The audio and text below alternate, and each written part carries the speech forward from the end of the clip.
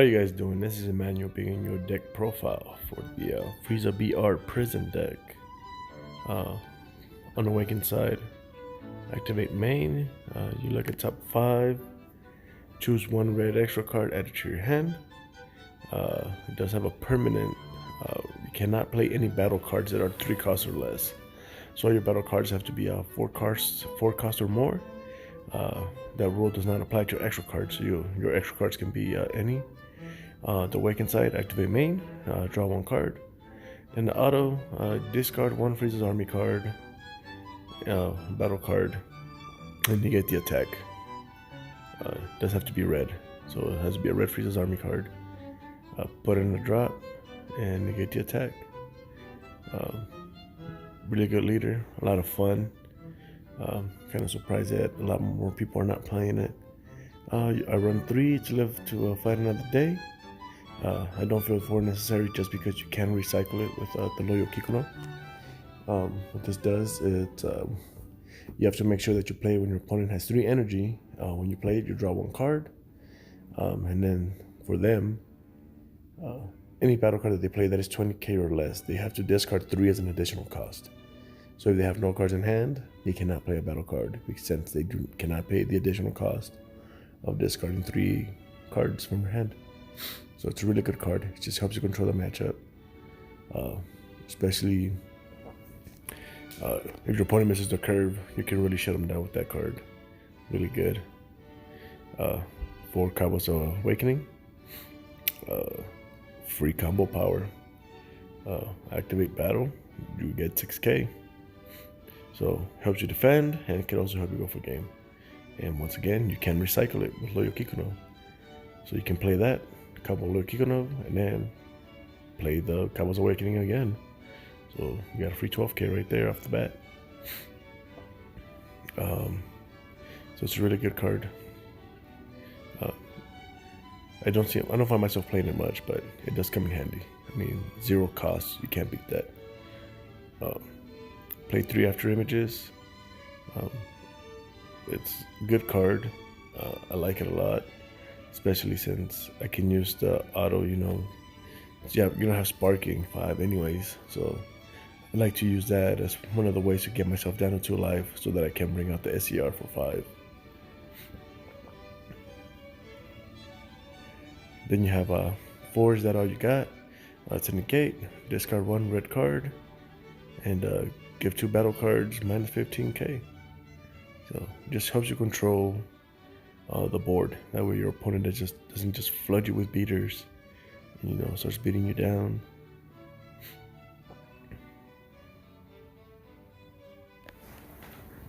I run 3 of the new model Scouters. What it does is just activate main, look at top 7 cards from the top of your deck, choose up to 2 red Frieza's Army cards with an energy cost of 4 more, which everything in your deck is, and add them to your hand. This card is a very good card, very critical card in some matchups. 1, it helps you dig out your SER, and 2, it just helps you technically add negates your hand, and helps you add cards like Loyal Kikuno, which you need to recycle every single extra card. So Loyal Kikuno, what it does is, when you combo with this card, choose 1 red extra card in your drop area, add it to your hand. So every red extra card that you have, you can get recycled with Loyal Kikuno. So he is definitely a 4 must-have,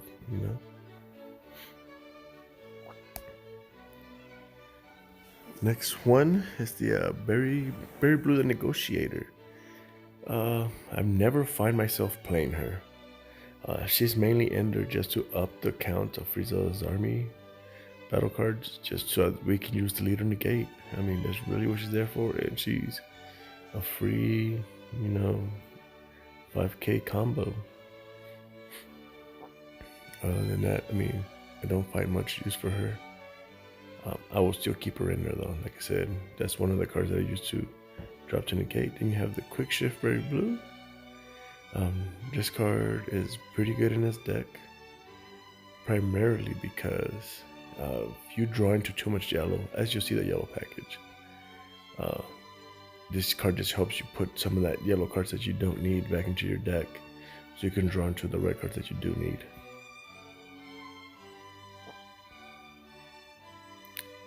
Next is the Frieza Chain. Run 4 of the 7 drops.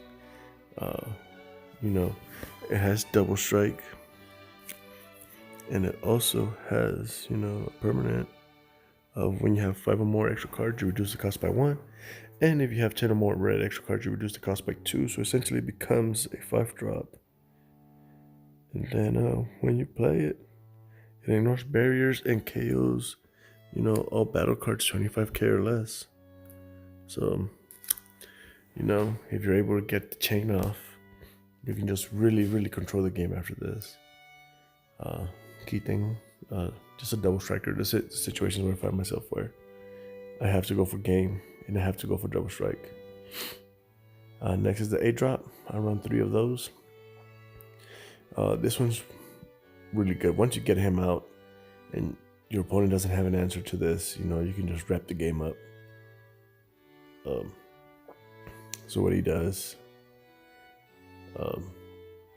when you play him, he pretty much just nukes the field again, and then for your opponent, if they want to play any battle cards that are 30k or less, they have to crit for life. So, like I said, the Gogeta matchup is terrible for us because, Gogeta comes up as 35. I run 3 Transcendent Strikes. It's pretty much there just to help you control the board, your opponent's board. Just make sure that they don't flood you with battle cards. So, battle cards 20k or less, you can KO it. Simple as that. Not much to this card. Usually, depending on the matchup, if I have a matchup where they have too much barrier, that's usually my target for the, is that all you got? On the gate, discard Transcendent Strike, and I just put 2 extra cards into my drop. I run 2 foreseeing hits. This card's very situational. I usually end up charging it most of the time. I probably trade it out for the Clash of Fates Frieza, the 5 drop. So that's one thing that I'm gonna try. But he does come in handy. He does have double strike. Plus, you get to get rid of your, your opponent battle cards. So especially in situations where you're trying to go for game, you can rip some of their super combos out of their hand. But most of the time, he's not my primary win con, or nowhere near anywhere of the win con for this deck. So he's just charge fodder. Now this card is really good in this deck. If you don't know what this one does, it is a Ghost Attack Super Saiyan 3 Gotenks. Costs 5. And then what it does when you play it, you play 3 tokens along with them that have 15k attack power. And then if you have 4 cards or less in your hand, this card and the tokens get double strike. So, I've had this card just come in clutch, win me so many games, especially against Slug. I never play against Slug. I hope I don't see this card early, especially, if I don't have the cold blood list, because that's what I'm gonna bring out, and that's what I'm gonna beat them down with. Next is the SCR. This is your primary win con. The whole objective is to survive long enough to where you're at 7 energy. Get down to 2 life. Play the SCR. Have the bad ring in hand. You have to have the bad ring in hand. So what this one does, it pretty much nukes the field. You get to rip any card out of your opponent's hand into the drop.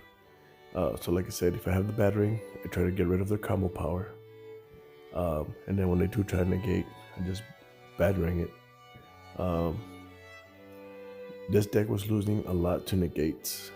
So I had to add a yellow package, mainly for the bad ring.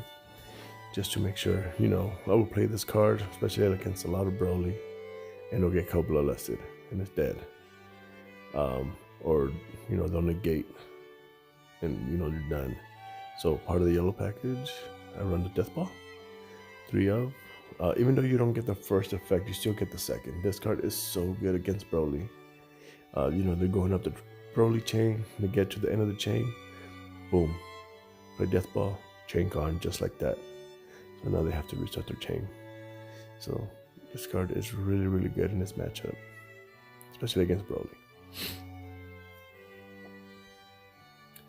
You play Frieza, you run Cold Bloodlust, especially if you're running yellow. I don't see why you would not run Cold Bloodlust when you run yellow with this leader. So I only run 3 of. Like I said, you don't want to see too much yellow. You want to see just enough of it. And I feel that the 9 yellow cards, the 9 yellow card package does exactly that. You see the Cold Bloodlust if you need it, and you'll see the battering when you need it. There's your battering. We play 3 batterings. We want to see it, so we can go for game. Without this card, it gets shut down. Like I said, you play your SCR, it can get Cold Bloodlust, it can get negated. And it's really, really good against the Mionema matchup too. With the Mionema matchup, you want to get them to 4 life, but before they awaken, you want them at 4 life but not awakened, so that when you bring out the SCR, you're gonna rip the combo power out of their hands, swing for game, battering their negate, and then they can't use their leader ability to negate. Now here, I'm not sure why I was pointing to the lift squad the other day, but I think I'm just talking about just recycling those 2 cards with Little Kikuna to control the matchup to help you bring out the SCR. And then I play 1 Overwhelm, maybe for the Gogeta matchup. And then, any other matchup that brings out a big beater. So, Gogeta comes out, mark it. That's pretty much it. Not much to say about that card, but everybody knows what it does.